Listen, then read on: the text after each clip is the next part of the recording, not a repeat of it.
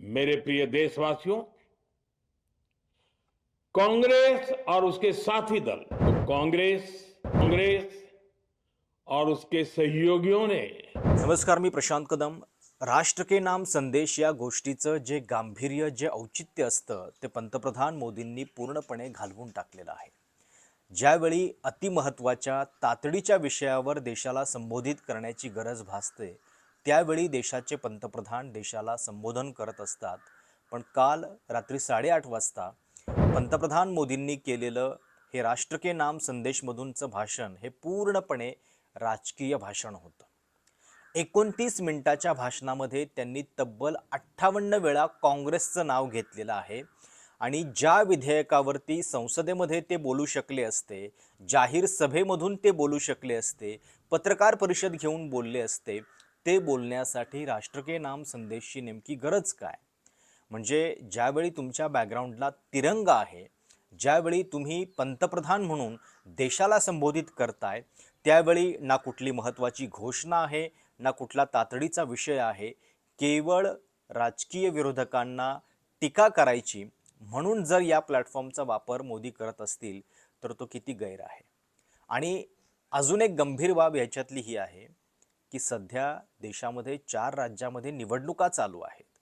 अशा वेळी सरकारी न्यूज चॅनलमधून प्रसार भारती, की जे आपल्या सगळ्यांच्या मालकीचं आहे, त्या प्रसार भारतीचा वापर करून त्याच्यावरून हे भाषण जे आहे ते प्रसारित केलं जात होतं. म्हणजे आचारसंहिता नावाची जी गोष्ट असते, जरी आचारसंहिता या 4 राज्यांपुरती लागू असली तरीसुद्धा प्रसार भारतीचा उपयोग करताना राजकीय कामांसाठी त्याचे काही नियम असतात आणि जेव्हा तुम्ही जाणीवपूर्वक अशा गोष्टी निवडणुकीच्या तोंडावरती करता तेव्हा तो अर्थातच नियमांचा भंग ठरतो आणि काल पंतप्रधान मोदींनी तेच केलेलं आहे.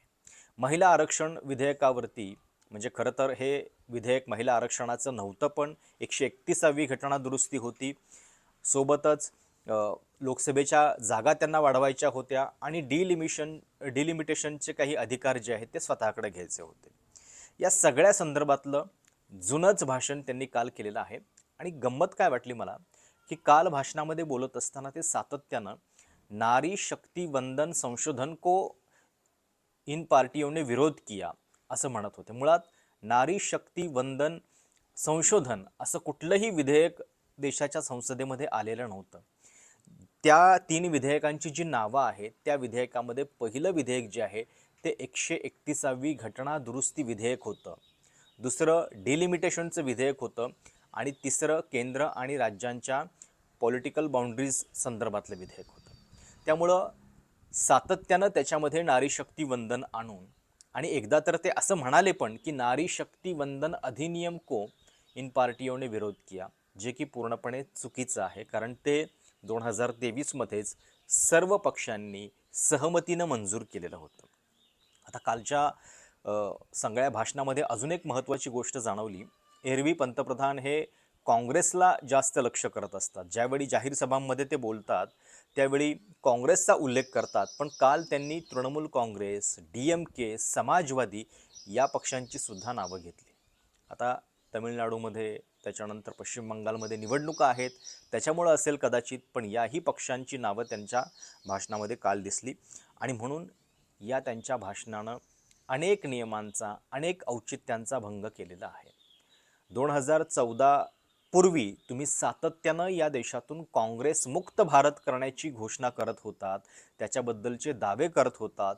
हा तुमचा राजकीय अजेंडा नक्कीच असू शकतो, पण काँग्रेस मुक्त भारत सोडा, आधी काँग्रेस मुक्त भाषण तरी करा, असं म्हणण्याची वेळ आता या सगळ्या घटनेनंतर आलेली आहे. RJDचे खासदार मनोज झा यांनी पंतप्रधानांच्या या भाषणावरती गंभीर आक्षेप घेत निवडणूक आयुक्तांना एक जाहीर पत्र लिहिलेलं आहे.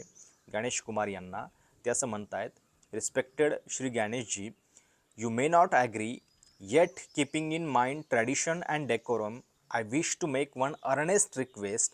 Today our honourable prime minister's address to the nation truly appeared to be an electoral address. In such a situation, I humbly request that it be added to his election expenditure. म्हणजे किमान याचा निवडणूक खर्चामध्ये समावेश करा भाजपच्या, एवढं तरी करा. ही मागणी ते निवडणूक आयुक्तांच्याकडे करतायत. To uphold the dignity of both the election commission and PMOs, please include such speeches delivered using government resources. आणि हे खरं आहे, याच्यामध्ये सगळे गव्हर्नमेंट रिसोर्सेस आहेत, कारण प्रसार भारतीचा वापर तुम्ही करता, ते भाषण मग सगळ्या न्यूज चॅनलवरनं प्रसारित होतं. प्रसार भारती ही सरकारी वाहिनी आहे, त्याचा वापर कधी करायचा, कुठल्या पार्टीला किती वेळ द्यायचा, याचे काही नियम इलेक्शनच्या काळामध्ये ठरलेले असतात. आणि तसं असताना हे असं भाषण की ज्याच्यामध्ये काहीही राष्ट्रहिताचं नाही आहे, काहीही तातडीचं नाही आहे, केवळ राजकीय टीका आहे, हे करण्यासाठी याचा वापर का होतोय हा त्यांचा प्रश्न आहे. आणि त्याच्यापुढं ते असं म्हणतात, if there is any practical difficulty in this, we citizens are also ready to contribute this amount through donation so that no blemish falls on your impartiality and institutional credibility. Even if the BJP object to this, our effort as citizens will remain to ensure that your impartiality retains not just a virtual form. म्हणजे या सगळ्या माध्यमातनं निवडणूक आयोगानं किमान याच्याकडे कानाडोळा करू नये. आणि कालच्या या भाषणामध्ये पुन्हा पुन्हा पंतप्रधान मोदी हे काँग्रेसला विसरू शकले नाहीत. काँग्रेस ही अँटी रिफॉर्म पार्टी आहे असं पंतप्रधान मोदी आपल्या भाषणामध्ये म्हणत होते. मग त्यांनी लांबलचक यादी वाचून दाखवली, ज्या काँग्रेसच्या काळामध्ये देशाला आजवरचा सगळ्यात मोठा रिफॉर्म मिळालेला आहे. 1991ला लिबरलायझेशन जे झालं ते ज्या काँग्रेसच्या काळात आलं, त्यांना अँटी रिफॉर्म पार्टी असं पंतप्रधान म्हणतायत. साहजिक आहे की या पंतप्रधानांच्या भाषणावरती सर्व स्तरातून टीका होतीये. काँग्रेसचे प्रवक्ते आणि नेते जयराम रमेश यांनी काय म्हटलेलं आहे, a sitting prime minister's address to the nation has a sanctity to it. It is meant to be non partisan address intended to build national resolve and confidence.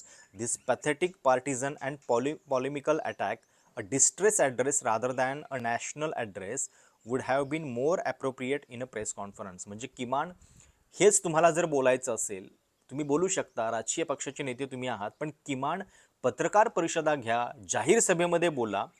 आणि ते न करता तुम्ही अशा पद्धतीनं सरकारी वाहिनीचा आणि त्यातही इलेक्शन काळामध्ये राष्ट्र के नाम संदेशच्या नावाखाली जो प्रचार करताय तो चुकीचा आहे. The prime minister has apologised for failing to see his constitution amendment bill through the Lok Sabha. What he should have apologised for in his shameless deceitful attempts to push through a devious delimitation proposal in the name of women. म्हणजे खरं तर डिलिमिटेशनच्या नावाखाली महिला आरक्षण घुसवण्याचा प्रयत्न केल्याबद्दल त्यांनी माफी मागायला पाहिजे, हे जयराम रमेश या ठिकाणी म्हणतायत. 2023मध्ये हे विधेयक पूर्णपणे सहमतानं मंजूर करण्यात आलेलं होतं. आणि एक गोष्ट लक्षात घ्या की ते विधेयक 3 वर्षानंतर परवा दिवशी सरकारनं नोटिफाय केलेलं आहे, 16 एप्रिल 2026ला, 30 महिन्यानंतर. म्हणजे जर खरोखर तुमच्या मनामध्ये महिला सन्मान असता तर तुम्ही हे केलं असतं का, हा त्यांचा सवाल आहे. आणि 400 पारचा नारा भाजप याच्या आधी जो देत होतं तो नेमका कशासाठी देत होतं हे त्यांच्या अशा पद्धतीच्या व्यवहारातून कळतंय. हा सुद्धा या ठिकाणी आरोप जयराम रमेश यांनी केलेला आहे. सोबतच विरोधाची यादी वाचून दाखवताना जनधन, आधार, मोबाईल आणि GST याच्याबद्दल जो त्यांनी आरोप केला की या सगळ्याला काँग्रेसने विरोध केला, त्याच्याबद्दल सुद्धा जयराम रमेश यांनी उत्तर दिलेलं आहे. इंदिरा गांधींनी बँकांचं नॅशनलायझेशन केलं, युनिव्हर्सल बँक ॲक्सेस याचा फाउंडेशन काँग्रेसनं घातला, आधारची सुरुवात 2010मध्ये नंदुरबारमधून पंतप्रधान मनमोहन सिंग यांनी केलेली होती. सोबतच डिजिटल रिव्होल्यूशन राजीव गांधींच्या काळात सुरू झालेली होती आणि GST सुद्धा मनमोहन सिंग यांच्या काळामध्ये सुरू झालेला होता. त्यावेळी गुजरातचे मुख्यमंत्री म्हणून मोदी त्याला विरोध करत होते. त्यामुळं हा सगळा प्रकार राष्ट्र के नाम संदेशमध्ये अशा पद्धतीनं पंतप्रधान यांनी करणं हे चुकीचं आहे. या सगळ्याबद्दल आता टीका होती. आणि खरोखर म्हणजे पूर्वी किमान रात 8 बजे असं म्हटल्यानंतर एक उत्सुकता दाटायची, काहीतरी महत्त्वाचं ऐकायला मिळेल असं वाटत होतं. पण या सगळ्यातला इंटरेस्ट जो आहे तो मोदींनी आता संपून टाकलेला आहे आणि या गोष्टी आता बोर व्हायला लागलेल्या आहेत. म्हणून पुन्हा एकदा आव्हान की स्वतंत्र पत्रकारितेचे हे प्रयोग की ज्या ठिकाणी काही सरकारला प्रश्न विचारणाऱ्या गोष्टी उपलब्ध आहेत. जिथं काहीतरी तुम्हाला सत्य ऐकायला मिळतंय त्याला पाठिंबा द्यायला, तुमच्या परीनं शक्य तितकी मदत करायला विसरू नका. तुर्तास इथं थांबतोय.